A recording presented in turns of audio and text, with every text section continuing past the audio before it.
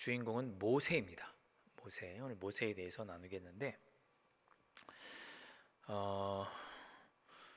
모세에 대해서 나누기 전에 질문을 하나 드리도록 하겠습니다. 저는 너무 질문을 자주 하는 것 같아요. 스트레스 받으시죠? 네. 아니라고 하시면 누구십니까? 맞춰보세요. 네. 기도와, 제가 오늘 설교할 때 기도하라, 또 찬양하라, 또 교제하라 이렇게 말씀을 드렸잖아요. 청하라. 이 세 가지 말씀까지 복합적으로 이렇게 잘 조화를 이루는 것이 있습니다. 그게 뭘까요?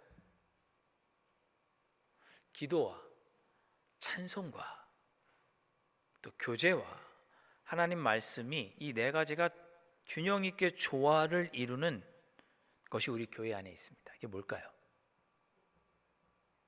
손 들고 하시지 마시고. 네. 아까 좋아요 하신 분, 예, 바로 예배입니다. 예배는 잘 생각해 보세요. 기도도 있고, 찬양도 있고, 서로 교제하는 시간도 있고, 그래도 주보에 성도의 교제, 알림과 친교 이렇게 나가잖아요. 교제도 있고, 말씀도 있습니다. 그래서 여러분, 우리 신앙의 기본기를 가장 잘 우리가 유지하려면 제일 좋은 방법은 뭐냐? 예배를 잘 참석하는 겁니다. 네 가지가 골고루 있으니까.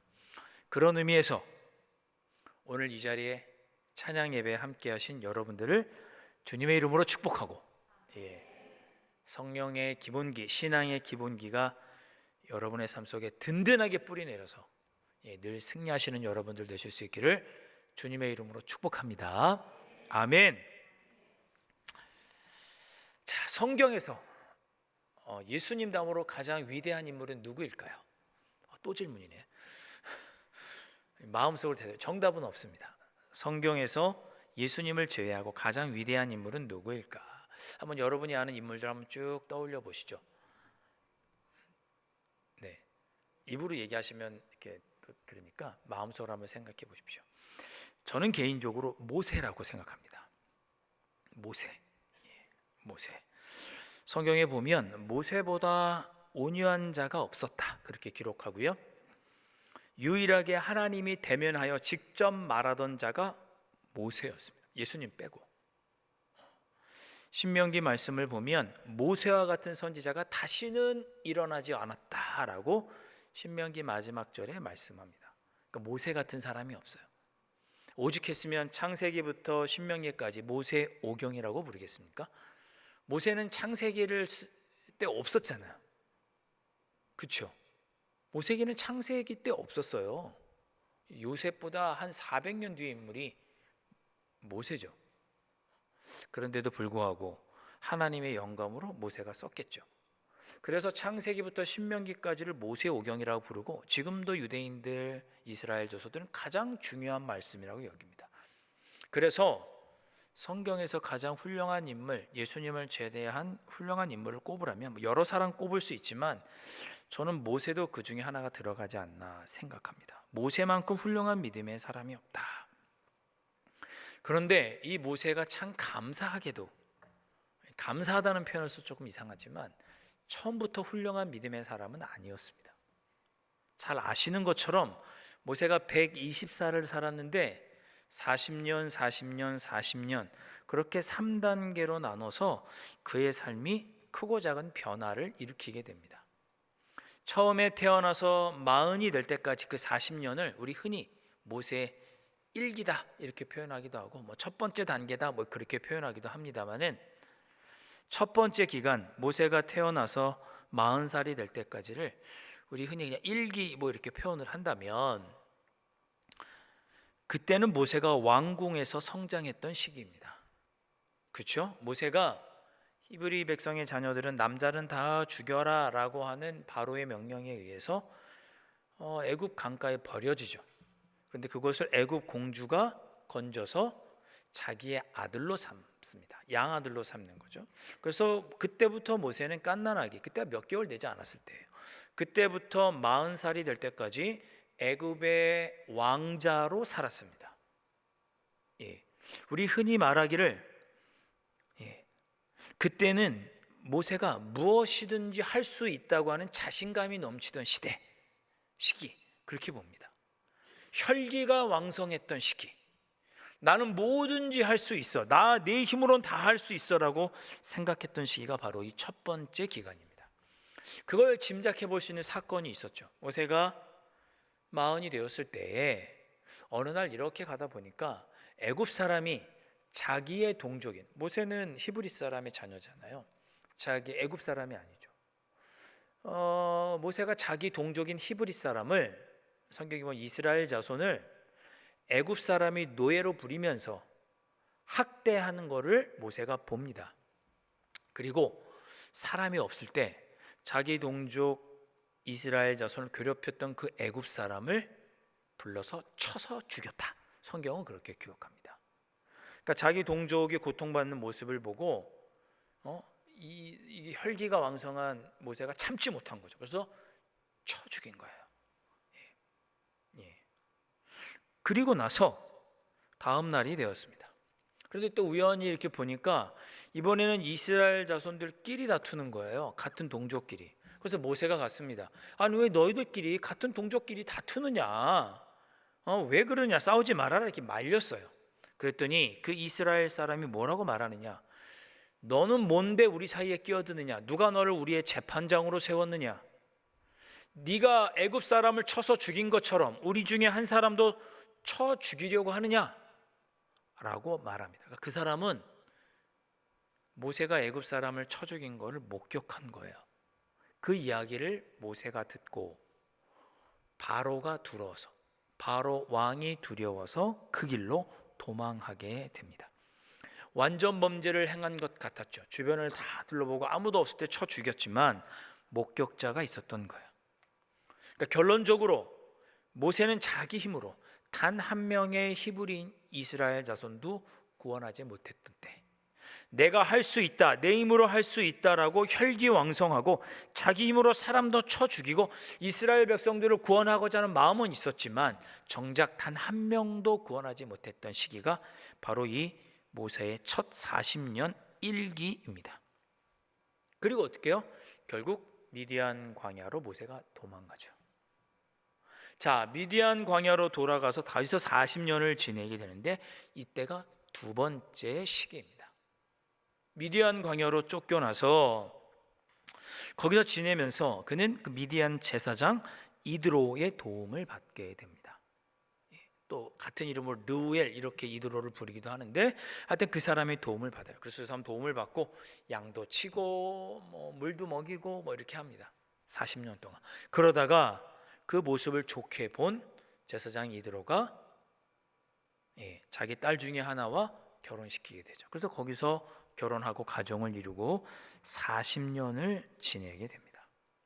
그때는 어떻게 지내요? 나는 할 수 없어. 내 힘으로 할 수 있는 건 아무것도 없어. 나는 능력이 없는 사람이야. 자기 자신을 부정하는 그런 시기를 보내게 됩니다. 이게가 두 번째 시기예요. 그리고 세 번째 시기는 언제냐? 하나님께 부름받아서 광야에서 40년 동안 이스라엘 백성들을 가나안 땅으로 인도하던 시기. 그때는 모세는 어땠습니까? 하나님께서 나와 함께 하셔. 하나님이 나와 함께 하시면 능히 할 수 있어. 저 가나안 땅, 젖과 꿀이 흐르는 땅에 나는 갈 수 있어. 하나님께서 나와 함께 하시면 나는 저 땅에 들어갈 거야 라고, 나는 부족하나 하나님이 함께 하시니, 하나님께서 일하시니 나는 아버지 안에서 무엇이든지 할 수 있어 라고 고백하고 이스라엘 백성들을 가나안 땅으로 이끌었던 그 시기가 마지막 3단계, 3기, 마지막 40년입니다. 여러분, 이 모세의 인생 1단계, 2단계, 3단계를 보면 꼭 저는 신앙의 3단계를 보는 것 같습니다. 우리가 예수님 믿기 전에는 어때요? 다 할 수 있어. 내 뜻대로 살 수 있어. 나는 할 수 있어. 난 잘났어. 이런 표현을 쓰시는 분 없겠지만 그런 자신만만함과 당당함으로 살아가죠. 그러다 인생의 풍파와 어려움을 겪고 예수님을 만나게 되면 나는 죄인이구나. 내가 아무것도 할 수 없구나. 내가 여기까지 있는 것도 다 하나님께서 인도하시는 것이로구나. 모세가 미디안 광야에서 양떼를 치면서 하나님의 도우심과 이끄심이 아니면 양떼를 키울 수가 없었겠죠. 그러면서 내 뜻대로 되는 게 없구나 라고 느꼈던 그런 시기를 우리도 신앙생활 가운데 겪습니다. 그리고 나서 겪는 단계가 3단계죠.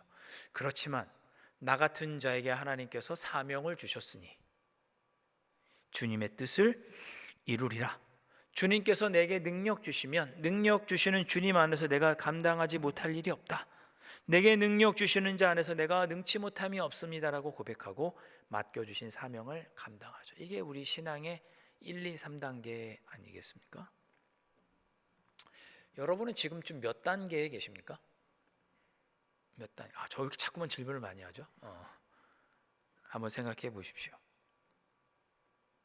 내 힘으로 할 수 있어, 내가 할 수 있어라고 말하면 1단계 신앙이겠죠. 나는 부족해, 나는 연약해, 난 할 수 없어, 나는 죄인이야, 내가 무엇을 할 수 있겠어, 이 광야 같은 세상이 너무 힘들구나, 그저 주님께서 나를 쉴만한 물가 푸른 초장으로 인도해 주시면 좋겠구나 라고 한다면 2단계인 거죠. 내가 부족하지만 주님께서 주신 사명을 이루며 살아야지. 비록 광야를 지나는 것과 같은 상황이지만 하나님께서 능력 주시면 나는 감당할 수 있어. 주님께서 주신 사명 부족하지만 기도하고 찬송하고 위로하고 교제하고 말씀 붙잡고 내가 감당할 거야 라고 감당하는 사람은 3단계가 되겠죠. 어느 단계이실까요? 여러분들은 어느 단계이실까요? 결론적으로 말씀드리면 우리는 3단계로 가야겠죠. 3단계로 가야죠. 그런데 3단계로 가기가 참 힘들더라. 그 고비를 넘어가기가 참 어렵더라. 심지어 모세도 그 고비를 넘기기가 어렵다는 것을 오늘 말씀에서 보게 됩니다. 모세도 1단계, 2단계 또 하나님의 은혜를 깨닫고 2단계에서 3단계 주신 사명을 감당하기 위해서 나아가기까지 2단계에서 3단계로 넘어갈 때 그도 힘들고 어려웠고 계속 하지 않겠다고 미뤘어요. 주님, 저는 적합하지 않습니다. 하나님, 다른 사람 시키십시오. 오늘 그런 얘기 나오잖아요. 출애굽기 3장에 보면 하나님께서 모세를 부르시죠. 저희 보니까 모세가 이렇게 멀리 평소에 있던 곳에서 시내산까지 멀리 한 600km 되는 거리를 걸어서 시내산까지 와서 양의 풀을 먹이는데 딱 늘 다니던 길인데 보니까 저기 떨기나무에서 불이 붙었는데 떨기나무가 타진 않고 불만 있는 거예요. 거기서 음성이 들리죠. 모세야, 모세야. 여러분, 기적 아닌가요? 나무에 불이 붙었는데 나무는 타지 않고 음성은 들리고 모세야, 모세야. 그런 기적을 모세가 체험을 하고 거기서 하나님께서 모세에게 사명을 주십니다. 모세야, 모세야, 내가 이스라엘 자손들의 부르짖음을 들었다. 그들이 지금 애굽에서 너무 고통 가운데 있구나. 나는 아브라함의 하나님, 이삭의 하나님, 야곱의 하나님이다. 나는 스스로 있는 자다. 내가 저 이스라엘 백성들의 고통을 들었으니 너는 가서 그들의 고통을 풀어주어라. 그들을 애굽 땅에서 이끌어내거라 라고 사명을 주셨습니다. 3장에 보면 그런 놀라운 기적과 하나님의 음성, 환상도 아니잖아요. 두 눈으로 뜨고 보았으니까 먹고 자는 중에 환상으로 본 것도 아니에요. 두 눈으로 멀쩡하게 그런 기적을 듣고 보았음에도 불구하고 모세가 주저하죠. 하나님, 이스라엘 자손들이 저를 지도자로 받아들이지 않으면 어떡하죠? 저는 하지 못해요. 다른 사람 시키세요 라고 모세가 주저합니다. 여러분, 위로가 되지 않으십니까? 위로가 되지 않으세요? 그랬더니 하나님께서 뭐라고 하시냐? 그래, 염려하지 마. 네 손에 들고 있는 지팡이를 좀 던져라. 지팡이를 이렇게 딱 던졌습니다. 그때 어떻게 돼요? 오늘 읽었던 본문 앞에 보면 어떻게 되나요? 지팡이가 뱀으로 변합니다. 어우, 징그러워. 하나님이 명령하시죠. 모세야, 뱀의 꼬리를 잡아라. 뱀의 꼬리를 잡았더니 어떻게 됩니까? 다시 지팡이가 됩니다. 그거를 보여주세요. 그리고 또 뭐라고 이어서 보여주시느냐? 모세야, 내 손을 옷 안에 넣어라. 쓱 넣었어요. 빼보아라. 손이 어떻게 되죠? 하얗게 눈이 내린 것처럼 나병이 들었다고 성경은 말씀합니다. 다시 손을 넣어보아라. 넣었어요. 뺐어요. 그때 어떻게 돼요? 아기 피부처럼 깨끗하게 되었습니다. 그걸 모세가 경험해요. 그리고 하나님 뭐라고 말씀하세요? 이스라엘 백성들에게로 가라. 근데 모세가 갔을까요? 안 갔어요. 오늘 말씀 보니까 안 갔어요. 10절 말씀에 모세가 뭐라고 하나요? 모세가 여호와께 아뢰되 오 주여 나는 본래 말을 잘 하지 못하는 자니이다. 주께서 주의 종에게 명령하신 후에도 역시 그러하니 나는 입이 뻣뻣하고 혀가 둔한 자니이다. 아무리 하나님께서 나에게 기적을 보여주시고 손이 하얗게 눈두병이 됐다가 낫고 지팡이가 뱀으로 변하고 다시 지팡이가 되는 기적을 보여주시고 명령하셨지만 그 후에도 나는 할 수 없습니다 라고 지금 말하는 거예요. 주의 종에게 명령하신 후에도 역시 나는 할 수 없습니다 라고 이야기하는 거예요. 모세가 이랬어요. 나는 입이 뻣뻣하고 혀가 둔한 자입니다. 나는 말주변이 없고 사람들 앞에 서면 이가 막 몸이 벌벌 떨리고 말 못합니다. 하나님 보낼 만한 자를 보내십시오. 13절 말씀에 그렇게 되어 있죠. 모세가 이르되 오 주여 보낼 만한 자를 보내소서. 13절에 그렇게 말씀합니다. 주님 저 안 갑니다. 하나님 저 안 갑니다. 다른 사람 보내세요라고 이야기하는 거죠. 위로가 되지 않으세요? 모세도 처음부터 3단계 하나님의 사명을 능력 있게 감당하지는 못했다는 거죠. 그도 처음부터 막 사명감에 뜨겁게 불타서 하나님을 섬기고 의지하지 못했어요. 권사님 내년에 구역장 좀 하시죠. 목사님 저는 말이 둔해서 구역 예배 인도할 줄 못해요. 전 말 주변이 없어요. 다른 사람 시키세요. 어서 많이 들어보셨나요? 집사님 내년에 성가대로 좀 하시죠. 저는 사람들 앞에서 노래하는 거 너무 부끄러워요. 목사님 다른 거 할게요. 다른 거 하면 다행인데 내년에 교사로 좀 봉사하시죠. 제가 아는 게 없어요. 목사님 아무것도 몰라요. 저는 여러분 언제 봉사하실 거예요? 그러면 언제 사명 감당하실 거예요?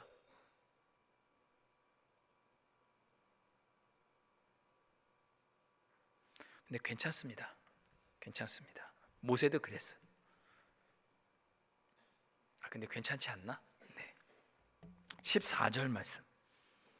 여호와께서 모세를 향하여 노하여 이르시되 하나님께서 모세를 향하여 화를 내십니다.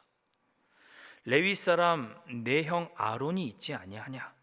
그가 말 잘하는 것을 내가 아노라. 그가 너를 만나러 나오나니 그가 너를 볼 때에 그의 마음에 기쁨이 있을 것이라. 하나님께서 노하셨어. 하나님께서 화를 내셨어. 왜 못한다고 하느냐? 도와줄 사람 내가 아론을 준비해 놨는데 도대체 언제까지 내가 준 사명을 감당하지 않을 것이냐? 죽어서 그런 얘기는 없죠. 그런 얘기는 없어요. 언제 하시겠어요? 하나님의 일 언제 하겠다는 것이냐? 내가 도와줄 사람들 옆에도 두었는데 왜 주저하느냐? 하나님께서 그렇게 모세에게 명령하시고 아론이 있으니까 안 된다고 하지 말고 내가 너에게 함께함을 믿고 기적도 보여주시고 능력도 보여주셨으니까 이 지팡이를 짚고 이스라엘 백성들에게 가라. 그때 모세가 주님의 말씀, 아버지 하나님의 말씀에 순종하여서 이스라엘 백성들에게 가게 됩니다. 그리고 이제 40년 동안 맡겨주신 사명을 죽기까지 감당하는 거죠. 모세는 죽는 순간까지 감당했잖아요.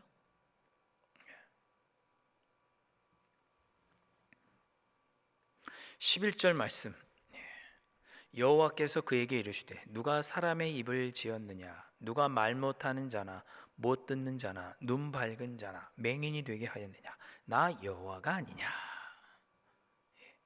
하나님께서 모세를 향해서 벙어리나 귀머거리 등 모든 자들을 다 하나님의 주권적인 섭리 안에 있지 않느냐? 다 내 손 안에 있는 것 아니냐? 다 내가 다스리고 내가 섭리하고 하지 않느냐라고 말씀하셔요. 그런데 왜는 너는 듣지 못하는 자처럼 벙어리 귀머거리와 같다라고 말하는 것이냐?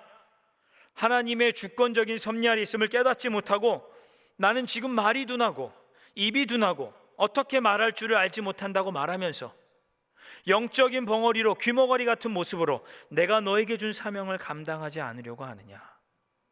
그렇게 꾸짖으신 말씀이 11절입니다.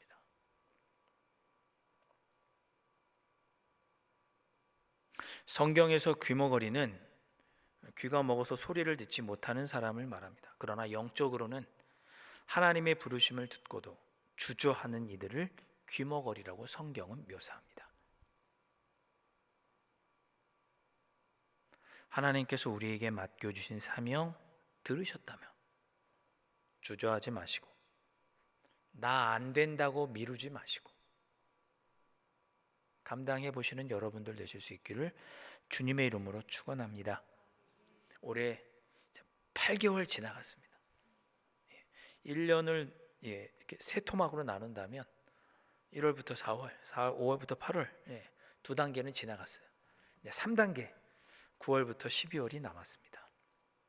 이 기간에는 올 초에 나에게 하나님께서 주셨던 사명을 생각해 보시면서 열매도 맺어 보시고 내가 하나님과 약속했던 열매도 맺어 보시고 그렇게 결실하며 보낼 수 있는 남은 4개월이 되셨으면 좋겠습니다. 영적 소경으로, 영적 앉은뱅이로, 영적 귀머거리와 벙어리로 살지 말고 하나님의 주권적인 섭리를 믿고 주저하지 마시고 아멘 하시면서 저를 보지 마시고 여러분이 하나님 아버지 앞에서 1대1로 서약하시고 약속하시고 하나님 앞에서 부끄러움 없이 맡겨주신 사명을 감당하시는 여러분들 되실 수 있기를. 그래서 이 남은 9, 10, 11, 12 넉 달 동안 풍성한 열매를 거두시는 여러분들 되실 수 있기를 주님의 이름으로 축원드립니다. 아멘.